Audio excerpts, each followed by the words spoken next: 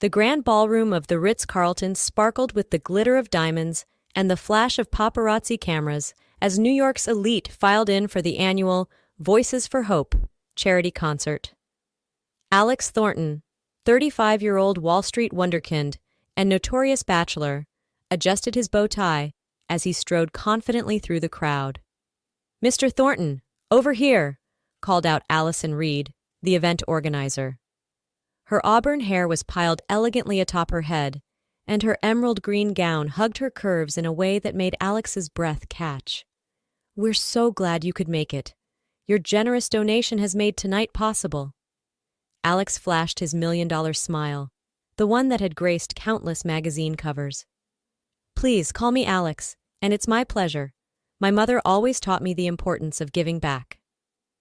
As Allison led him to his front row seat, Alex pulled out his phone and dialed a familiar number. "Mom, it's me. I'm at the concert." Victoria Thornton's warm voice filled his ear. "Oh, darling, I wish I could be there. This flu has really knocked me for a loop."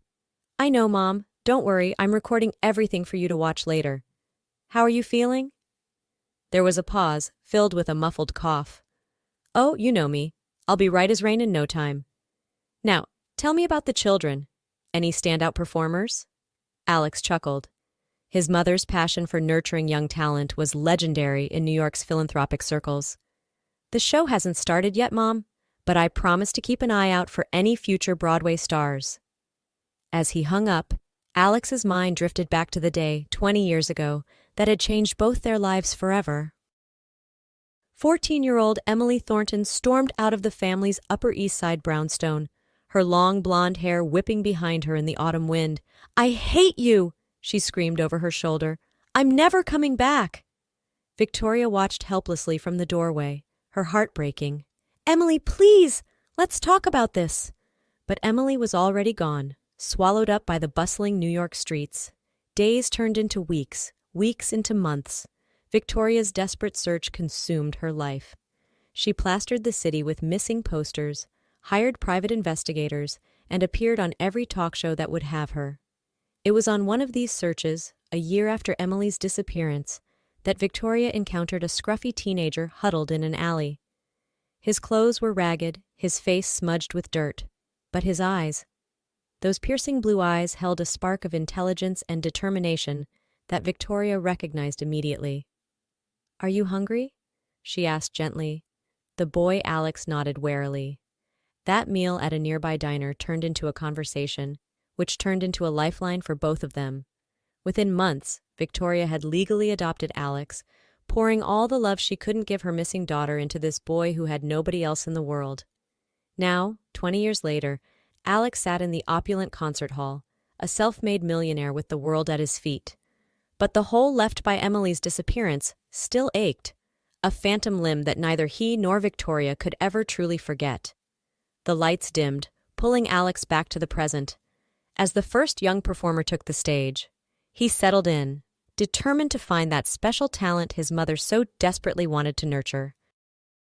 The concert was in full swing, a parade of precocious children belting out Broadway standards and pop hits.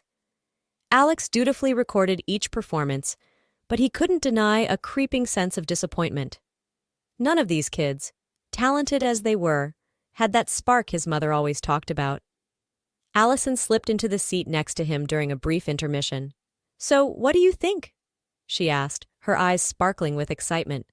"They're all very good," Alex replied diplomatically. "My mother will be thrilled to see the recordings." Allison leaned in conspiratorially, her perfume tickling Alex's senses. "Just wait. I've saved the best for last. There's a girl, Carly. She has the most extraordinary voice I've ever heard. But there's a catch." Alex raised an eyebrow. "Oh?" "She has amnesia, was found wandering in Central Park 2 years ago. No ID, no memory of who she was or where she came from. The doctors say it was likely caused by severe trauma. But when she sings..." Allison shook her head in wonder. "It's like she becomes someone else entirely." Before Alex could respond, the lights dimmed again. A petite blonde girl, no more than 16, took center stage. Her simple white dress was a stark contrast to the glitzy costumes of the previous performers, and then she began to sing. From the first note, Alex was transfixed. Carly's voice soared through the concert hall, pure and haunting. It was as if every emotion he'd ever felt was being channeled through her song. Unbidden, tears sprang to his eyes. As the last note faded away, the audience erupted in thunderous applause. Alex fumbled for his phone, his hands shaking slightly as he sent the video to his mother. "You're right," he whispered to Allison. "She's incredible." But there was something else, something Alex couldn't quite put his finger on, a nagging sense of familiarity that tugged at the edges of his mind. His phone buzzed with a text from Victoria. "Bring her to me, now." Alex's Aston Martin tore through the late-night streets of Manhattan, his mind racing even faster than the car. What had his mother seen in that video that had her so agitated? As he pulled into the circular driveway of the Thornton mansion, he saw the lights blazing in every window. Clearly, Victoria hadn't waited up for him calmly.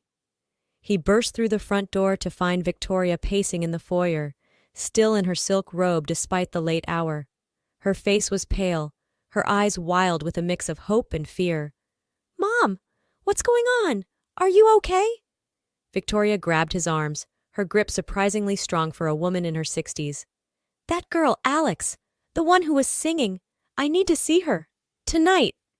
Alex gently guided his mother to the plush sofa in the living room. "Mom, it's nearly midnight. The orphanage is closed. We can go first thing in the morning, I promise. But right now, you need to rest. You're still recovering from the flu." Victoria shook her head vehemently. "You don't understand. I think she might be Emily's daughter." Alex felt like he'd been punched in the gut. "What? Mom, that's impossible. Emily was only 14 when she ran away. This girl is at least 16. "I know how it sounds," Victoria said, her voice trembling. "But look." She grabbed a remote, and suddenly the enormous flat-screen TV came to life.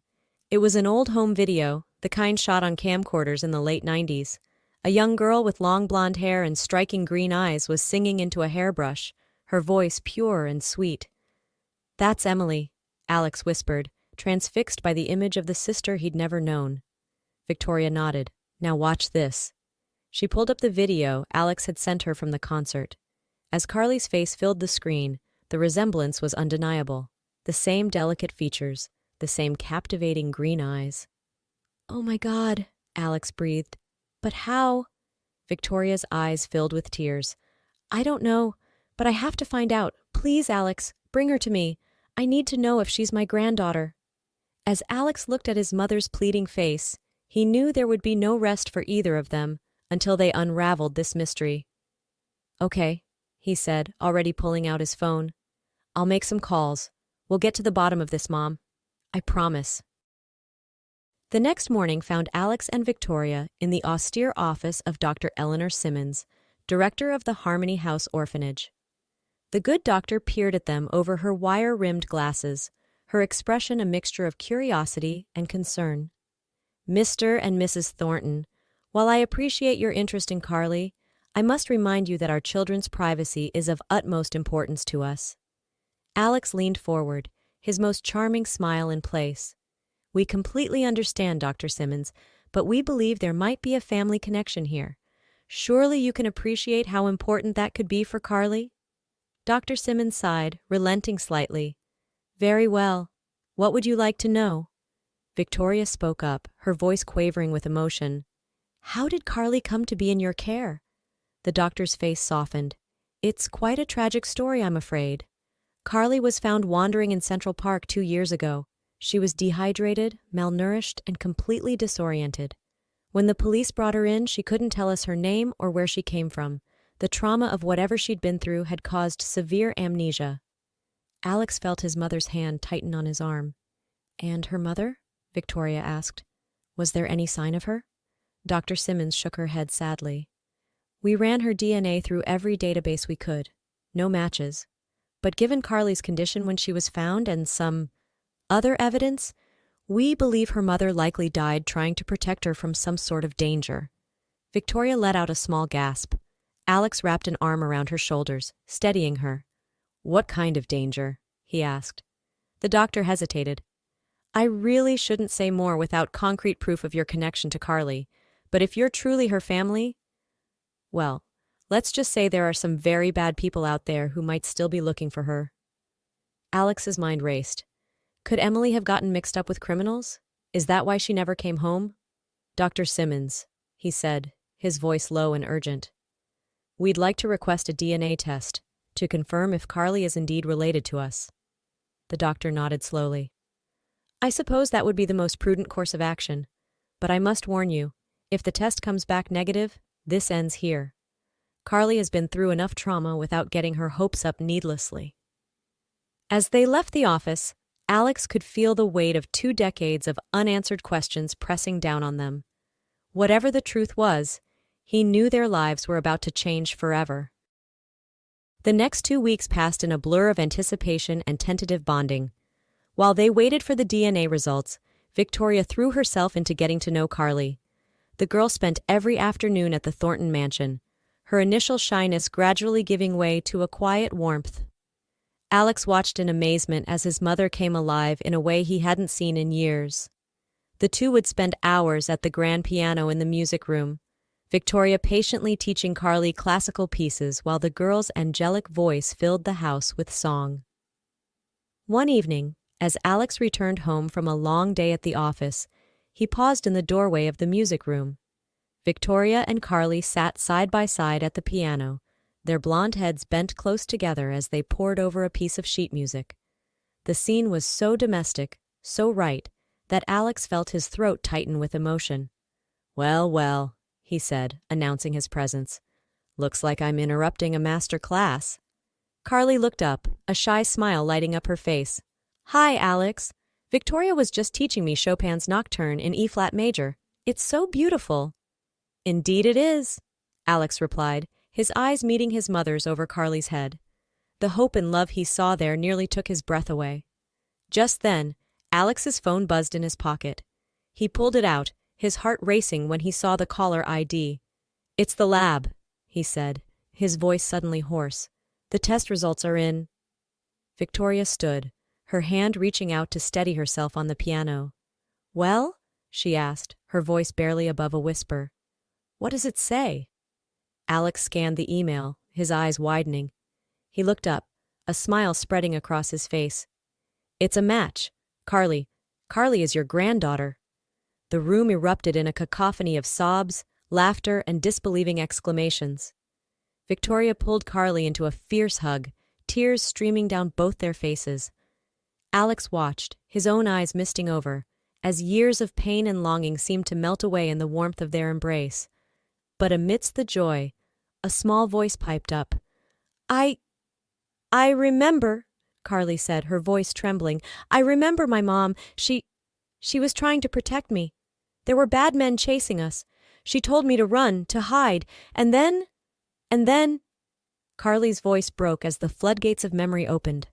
Victoria held her close, murmuring soothing words as the girl sobbed out years of repressed trauma. As Alex watched his newfound niece cry in his mother's arms, he felt a fierce protectiveness wash over him. Whatever had happened to Emily, whatever danger still lurked in Carly's past, he vowed then and there to keep his family safe, no matter the cost. The weeks that followed were a whirlwind of emotion and adjustment. Carly moved into the Thornton mansion, her few belongings from the orphanage looking woefully out of place in the opulent guest room that was now hers. With the return of her memories came nightmares and panic attacks. Victoria insisted on the best therapists money could buy, determined to help her granddaughter heal from the traumas of her past. Alex threw himself into investigating what had happened to Emily. He hired private detectives, called in favors from his contacts in law enforcement, and spent countless late nights poring over old police reports and newspaper articles. Slowly but surely, a picture began to emerge. Emily, young and naive, had fallen in with a dangerous crowd after running away. She'd gotten mixed up with a notorious crime family, becoming a reluctant accomplice in their schemes. But when she'd gotten pregnant with Carly, she'd tried to break free. The pieces of the puzzle were coming together, but the full picture remained frustratingly out of reach. What had finally happened to Emily? And were the people who had been after her and Carly still out there? Despite the lingering questions and the challenges of recovery, life in the Thornton household settled into a new rhythm. Music became a healing balm for all of them. Victoria and Carly spent hours at the piano, their duets filling the house with a joy that had been absent for far too long. Even Alex, who had never shown much interest in music beyond appreciating it, found himself drawn to the melodies that seemed to weave their family closer together with each passing day. One sunny afternoon, as Alex sat in his home office reviewing some financial reports, a knock at the door drew his attention. Carly stood in the doorway, looking nervous but determined. "Hey, kiddo," Alex said, smiling warmly. "What's up?" Carly took a deep breath. I want to visit my mom's grave, if that's okay." Alex felt his heart clench. In all the excitement and worry of the past few weeks, they hadn't yet broached the subject of Emily's final resting place. A small plot in the family mausoleum had been reserved for her, though her body had never been found. "Of course it's okay," Alex said gently. "Would you like me and Victoria to come with you?"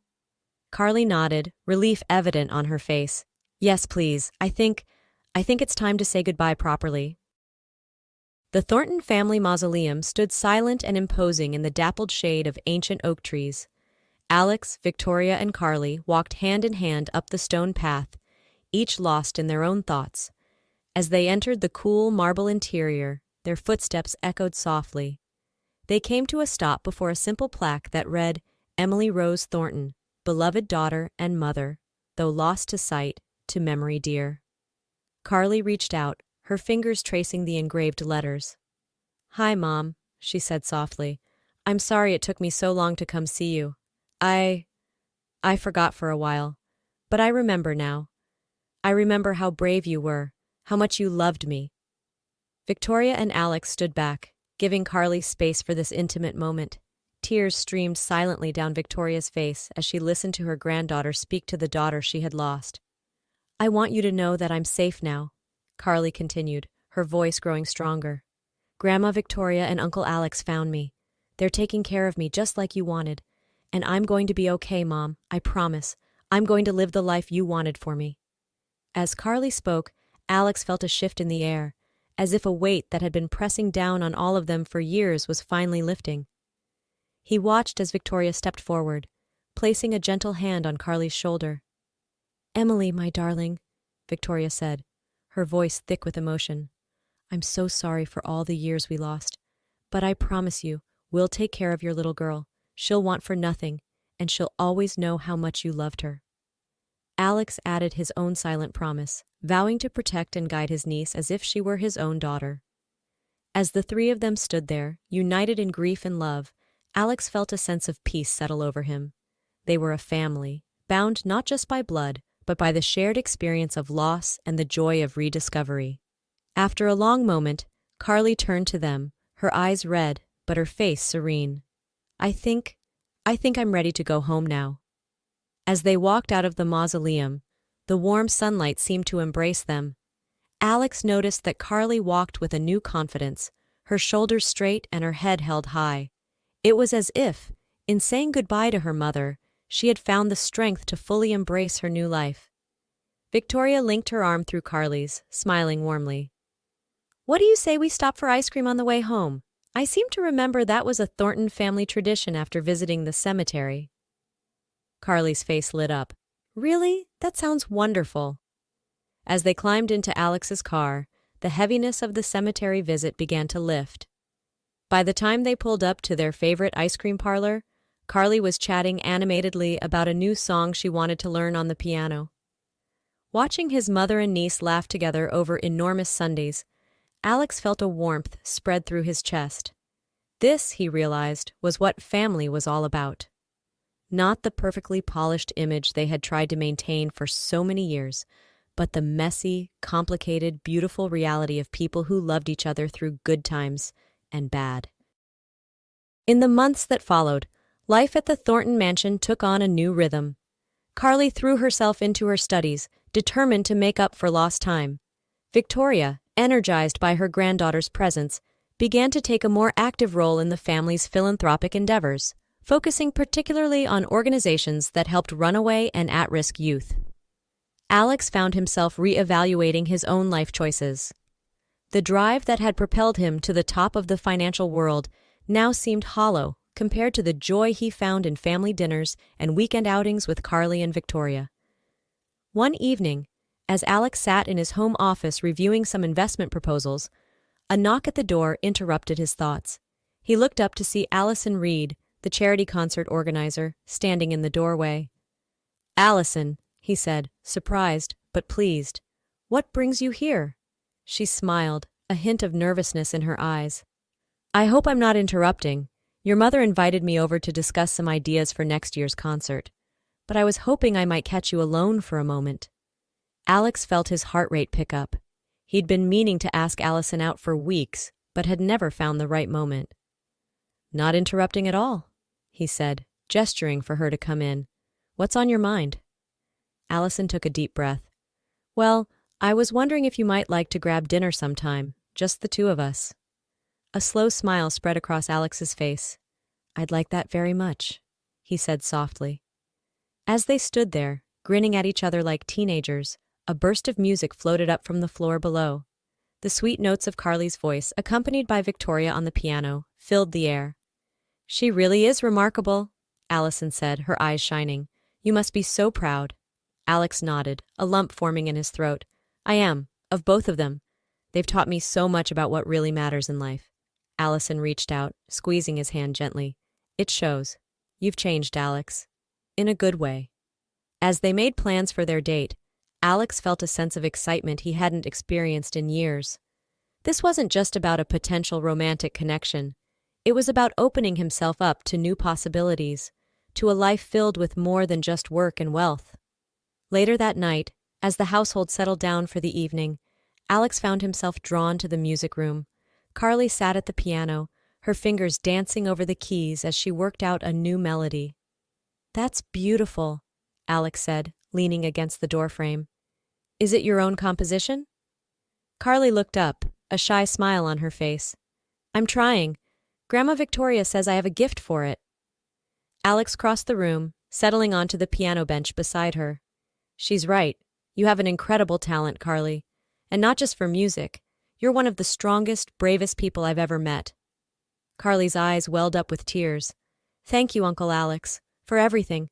I don't know where I'd be without you and Grandma."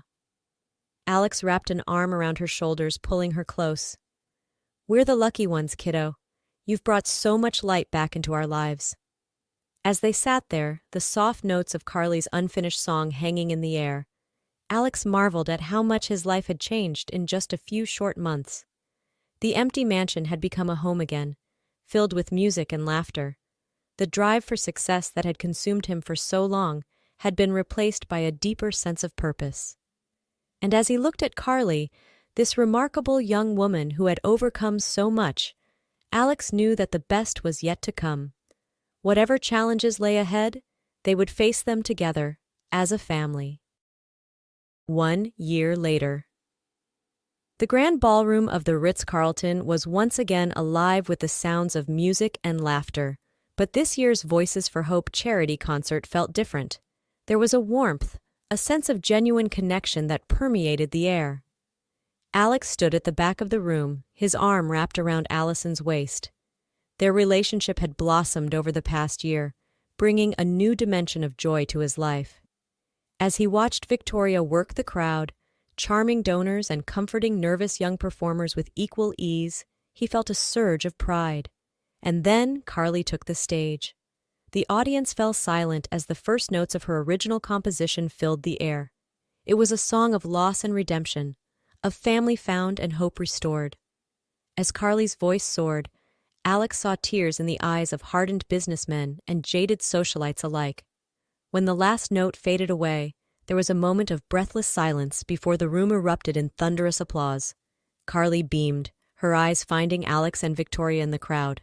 The love and pride shining on their faces was all the validation she needed. As the evening wound down, Alex found himself on the terrace, taking a moment of quiet reflection. So much had changed in the past year. The Thornton Family Foundation, under Victoria's guidance, had expanded its focus to include programs for runaway and at-risk youth. Alex had stepped back from the day-to-day operations of his company, choosing instead to mentor young entrepreneurs from underprivileged backgrounds. And Carly was flourishing. Her talent had caught the attention of several record labels, but she had chosen to focus on her education for now, determined to make the most of the opportunities her mother had fought so hard to give her. "Penny, for your thoughts?" Allison's voice broke through his reverie. Alex turned, pulling her close. "Just thinking about how lucky I am, how we all are." Allison smiled, leaning her head on his shoulder. "It's amazing how life can change when you open your heart to new possibilities." As they stood there, the New York City skyline glittering before them, Alex felt a sense of contentment he'd never known before. The road ahead might not always be smooth, but with his family by his side, he was ready for whatever came next. Inside, the sound of laughter drifted out onto the terrace. Alex recognized the voices of Victoria and Carly, no doubt regaling some guests with one of their now famous duets. "Shall we?" he asked Allison, offering his arm. She nodded, her eyes sparkling. "Let's go make some music of our own." As they rejoined the party, Alex knew that the true harmony in his life had nothing to do with the notes being played on stage. It was in the bonds of family, the warmth of love, and the joy of second chances. The lost melody had been found, and the Thornton family's song was more beautiful than ever before.